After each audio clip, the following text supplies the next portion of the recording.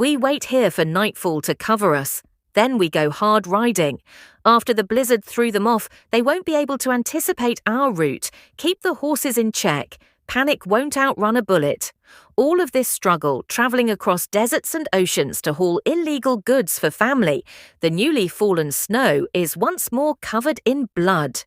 The tranquility of the mountain is broken by the familiar crack of gunfire. Once more, the Duttons are bleeding. However, this war runs differently. It's not just land this time. An ally who turned into a snake and poisoned the well is a lingering wound of betrayal. What happens next reveals secrets that should be kept buried and poses a threat to the very essence of Yellowstone, and the price will be paid in more than just coin. When the smoke clears, who will remain strong? Whose name appears on a tombstone? The wind whips across the vast Montana expanse, carrying the metallic tang of blood. The storm that is approaching the Dutton Ranch, a symbol of resistance, makes it feel weak and shaken. Jacob Dutton, who has been through a lot of fights, now faces an enemy inside the walls rather than at the gates. A person who once held their trust and shared their table now serves greed and whispers secrets to the enemy. This isn't just business, it's personal. A knife twisted in the family's heart. Cara Dutton feels the tremor of impending doom as the air becomes thick with unspoken fear. When the outside world tries to tear them apart, she is the anchor, the one who fills in the gaps. But the poison spreads fast, attacking the foundations of loyalty, threatening every sacrifice made across the ridges. The shadow gets longer. He is consumed by Donald Whitfield's adoration for the Yellowstone. He gathers his forces and refines his strategy so that he can take advantage of the weakness that his inner man has created. He doesn't just covet the land, he wants to break the spirit of Dutton. With the traitor providing him with every plan, turn brother against brother. It is chillingly close to victory. The fuse is lit during a routine cattle muster. As riders, their faces obscured by masks, pour from the trees. What begins as a normal day explodes into chaos. With guns drawn, bullets rip the air, finding targets among the Dutton cowboys. Although the ambush is well planned and relentless, they fight back fiercely and desperately. Amid the gunfire and falling bodies, a known face flickers among the attackers. The trusted hand now aiming his rifle at his own kin. Suddenly, suspicion becomes terrifyingly certain. Betrayal has a face, and it's one they know. The Duttons look over the wreckage when the guns stop firing. The ranch is scarred, the herd diminished, and the family wounded, in flesh and spirit. But Jacob Dutton is forged in resilience. Defeat is not in his vocabulary. The conflict has recently escalated, and retribution will be sought. The traitor struck first. However, the Duttons always score first. Dawn breaks over the Montana landscape, but its light offers no comfort. The Dutton Ranch bears the fresh wounds of the ambush. Smoke curls from smouldering hay bales, a stark reminder of the enemy's message. The battle for Yellowstone has begun. Mercy is also out of the question. Jacob wears a mask of controlled rage as he stands among the wreckage. The sight of his fallen soldiers, devoted hands who built their lives here, cuts more deeply than any knife. A resolve that is stronger than any fire is fueled by their deaths, which were orchestrated by a traitor in their midst. Justice will be served. Cara moves through the chaos, her grief a silent storm beneath a calm surface. She tends the wounded, organizes the grim task of honoring the dead. Her thoughts race. Who? Who among them could sell their loyalty to Whitfield, knowing the answer must be found, and forgiveness is not an option? On the horizon, Spencer Dutton rides in, his long journey finally over. He is prepared for conflict, hardened by the brutality of the world outside the ranch. But the devastation that greets him chills him to the bone. His home, the land he carries in his soul, is under siege. One look at Jacob's face confirms it. War has come home, and Spencer is aware of his role. Meanwhile, in his opulent den, Donald Whitfield savours the unfolding chaos. His plan, meticulously crafted, proceeds flawlessly. He knows that breaking the Duttons doesn't just require violence, it necessitates psychological warfare by sowing doubt and paranoia seeds. The traitor, who is deeply ingrained, provides the necessary intelligence by anticipating and countering every strategy employed by the Duttons. The family feels the pressure growing despite the viper in their nest. Suspicion begins to curdle trust, fracturing the unity that has always been their strength, just as Whitfield intended. As night envelops the ranch, Jacob, Spencer, and the remaining loyal hands convene in the Great Hall. Their tire. Faces are covered in long, jiving shadows from the lamplight. Unspoken fear crackles in the air. They cannot survive another attack like the last. They must seize the initiative, make Whitfield fall backwards. But how do you fight an adversary who can read your mind? When a spy sits on your council, how do you make plans? Then the tension is broken by Jack Dutton's voice. Yes, younger, but diminished by recent violence. He says, "There's a snake in this house." The words hang heavy. The truth, however ugly, must be faced. Until the traitor is exposed, they remain vulnerable. Outside, the ranch holds its breath under the vast starry sky, battered but defiant. And somewhere in the shadows, the traitor listens, knowing their time is short. The Duttons are closing in. When the truth surfaces, it won't just bring shame, it will demand blood. As the Duttons reassemble, a bitter wind blows from the mountains down. The ranch, though scarred, remains standing, a testament to their enduring spirit. But the physical damage pales in comparison to the invisible wound festering within. The traitor who still walks among them, observing, waiting. Jacob Dutton, guided by a lifetime of hard-earned instinct, feels the betrayal like a physical blow. He invites his family and the foreman he most trusts into the Great Hall. The long table, witness to decades of family history, now serves as a war table. Faces are etched with grief, anger, and the gnawing poison of suspicion. Keeping an eye on everyone in the room, Jacob's sharp eyes move slowly around. He knows the betrayer is present. The question hangs unspoken. Who? Spencer watches from the hearth, his posture radiating coiled tension. He has witnessed how betrayal rots armies from the inside out, but this strikes in a different way. Home is here. This is blood. Failure isn't an option.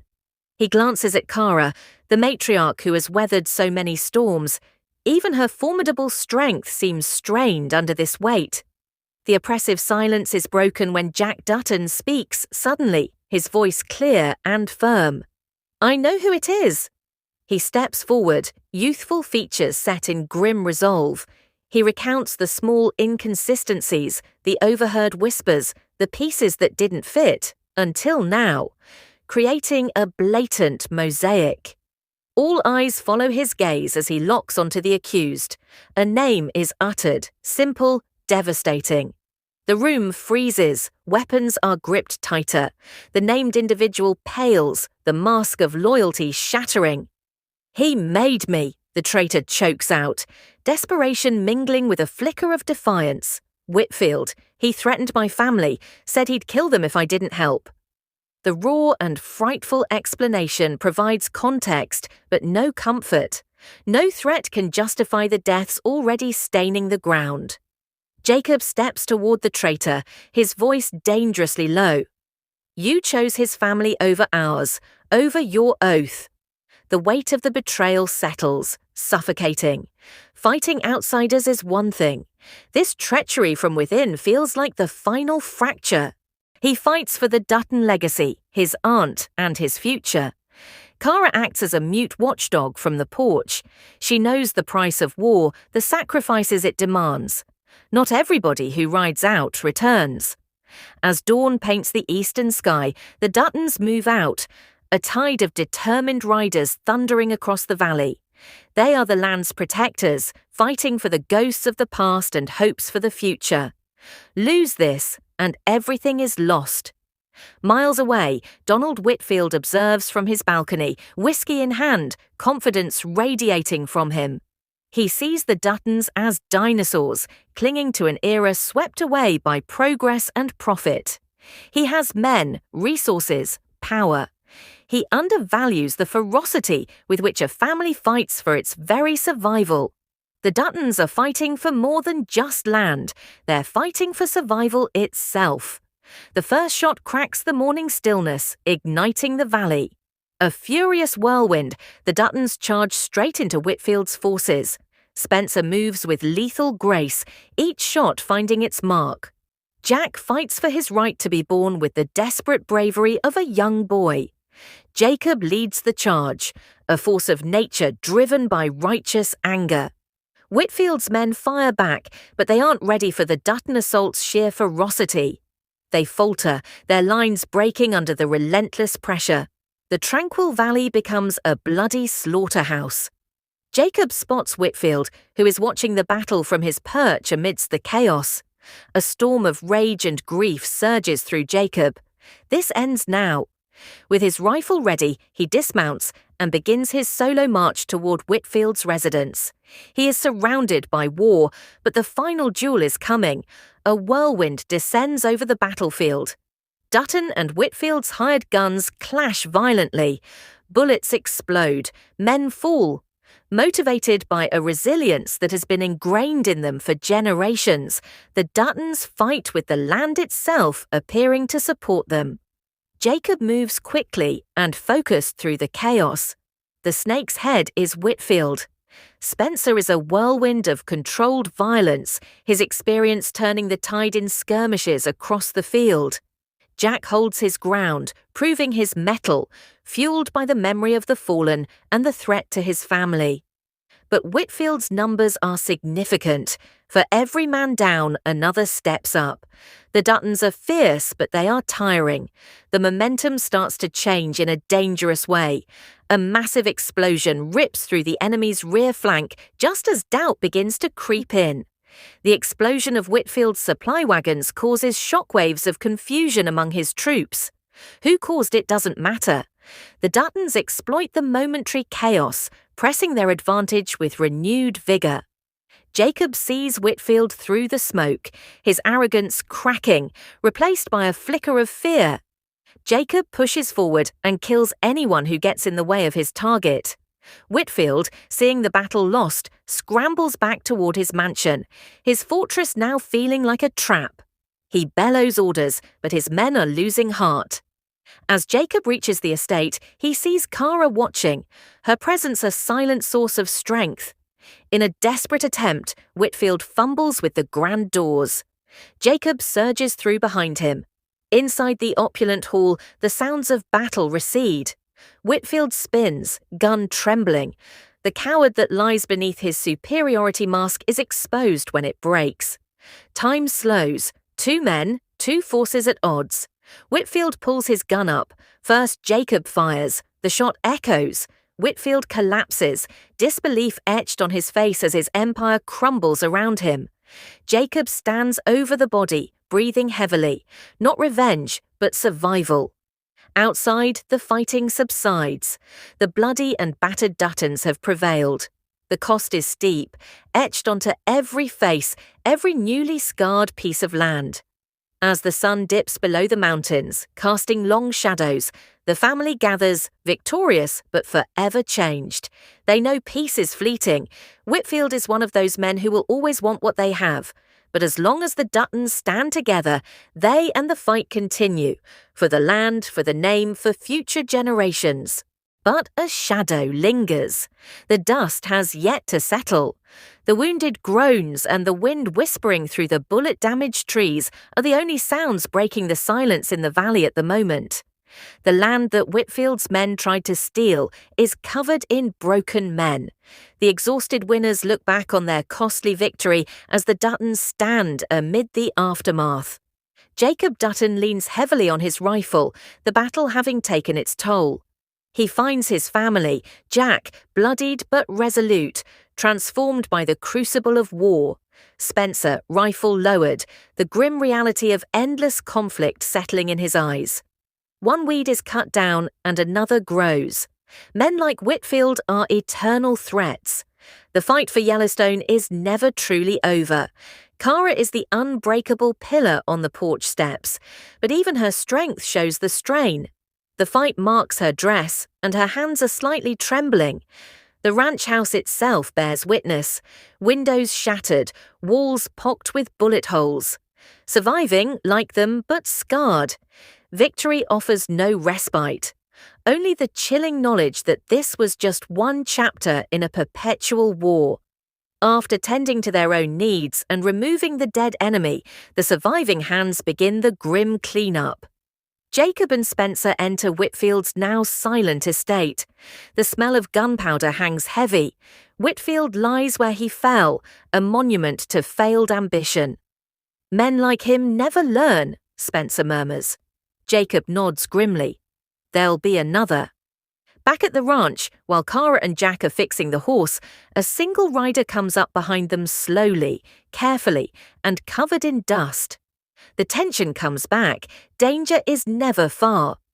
The stranger gets off his horse and takes a formal letter out of his coat.